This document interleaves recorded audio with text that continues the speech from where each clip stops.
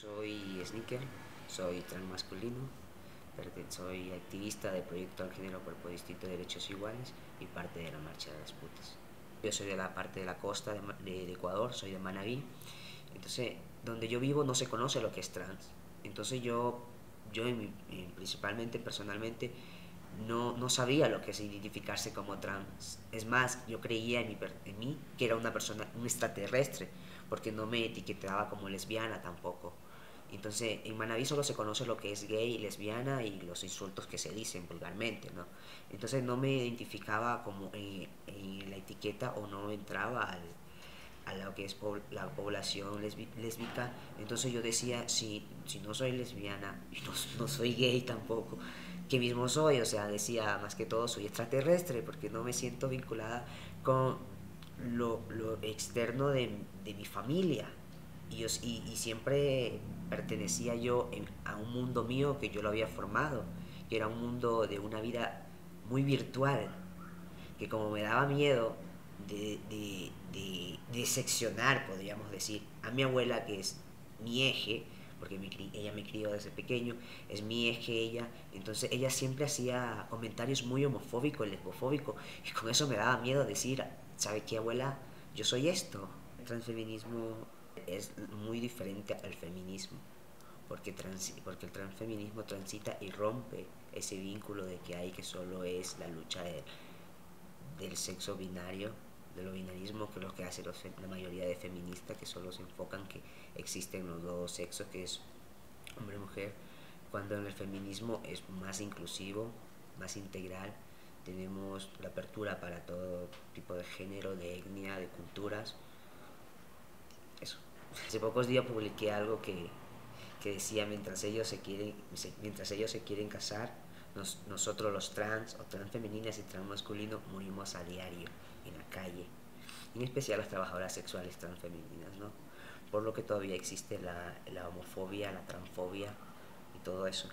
El proyecto Transgénero es una organización de personas súper diversas, mujeres, hombres, transfemeninas, transmasculinos, intersex, bigéneros, andróginos y toda la posibilidad de diversidad sexogenérica que existe.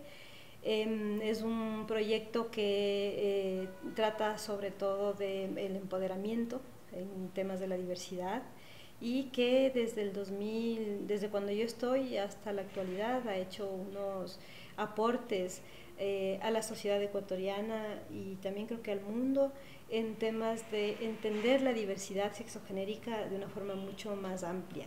Y lo más difícil que me ha tocado conocer en esta experiencia y en esta relación con gente de la calle ha sido ser testigo de muchos crímenes de odio por un lado y también de femicidios en otros.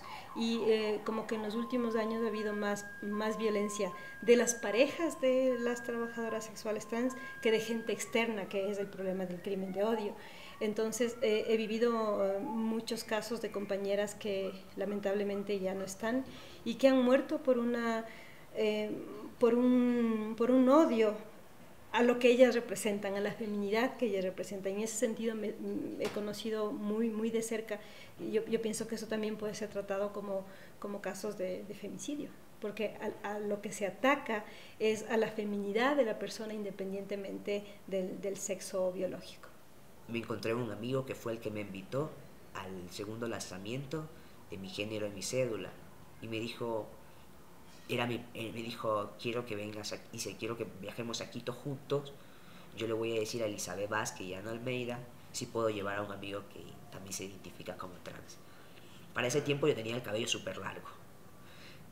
Prácticamente tenía que ser el femenino que mi familia quería, cabello largo y todo lo demás, ¿no? Pero siempre me vestí con, con ropa unisex. Hubo una etapa que quise decir, no, a mí tiene que gustarme los hombres, o tengo que ser como todas las mujeres. Entonces empecé a adoptar a vestir lo que es estéticamente femenino. Dejé que mi abuela escoja mi ropa y cada vez que salíamos era una discusión con mi abuela en comprar ropa. Yo decía, no quiero nada, aunque me moría por un pantalón, una chaqueta, una camisa, pero no podía decirlo.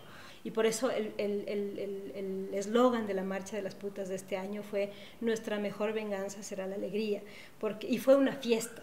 Y fue una fiesta de 4.000 personas, mujeres, hombres y personas de la diversidad, que le decíamos a la sociedad: no más violencia de género, sí a la libertad estética, sí a la libertad sexual, porque lo que se está controlando en los cuerpos de las mujeres tiene que ver muchísimo, tiene mucho que ver con el control de la sexualidad, tiene que ver mucho con el control de lo que podemos o lo que no debemos hacer, y hay que entonces encontrar unas formas más creativas de hacer esta lucha, y eso también me motiva mucho a seguir coordinando la marcha de las putas, a seguir creyendo que sí podemos construir una sociedad distinta, que sí podemos ser más felices.